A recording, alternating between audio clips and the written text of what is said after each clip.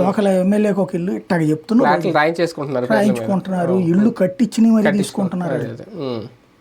ఇది జరగట్లేదా? అది ఎవరు చేస్తున్నారు? అదాని వచ్చి చేశాడా, అంబానీ వచ్చి చేశాడా? కరప్షన్ అనేటటువంటి దాన్ని యాక్సెప్టబుల్ లెవెల్స్కి తీసుకెళ్ళిపోయాం మనం. ఇలా ఓటర్ అనేటటువంటి వాడు ఎప్పుడైతే నాకు 500 ఇస్తేనే ఓటేస్తా, 1000 ఇస్తే ఓటేస్తాను, 2000 ఇస్తే ఓటేస్తాను అన్నప్పుడే తనే లంచం అడుగుతున్నప్పుడు మిగతా లంచాలు తీసుకునేవాడు సిగ్గుపడట్లా. కాబట్టి ఇక్కడ ప్రతి పనికి లంచం నడుస్తుంది. లంచాలు ఇవ్వలేదని నేను చెప్పను.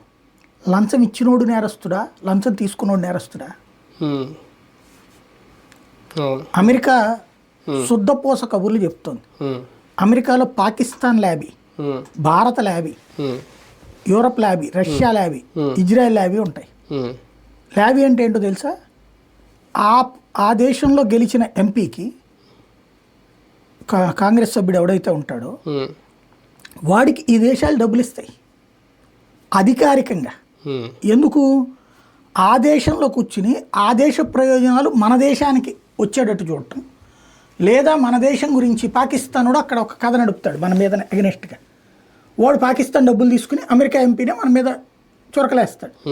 వెంటనే మన డబ్బులు తీసుకునేటటువంటి మన ఎంపీ దాన్ని డిఫెన్స్ చేస్తూ అవతల దాని మీద అఫెన్సివ్గా వెళ్తాడు. అధికారిక లంచం అది. వాడి జీతం వాడికి వస్తుంది కదా వాళ్ళ దేశం నుండి. మరి ఈ దరిద్రం ఏంటి?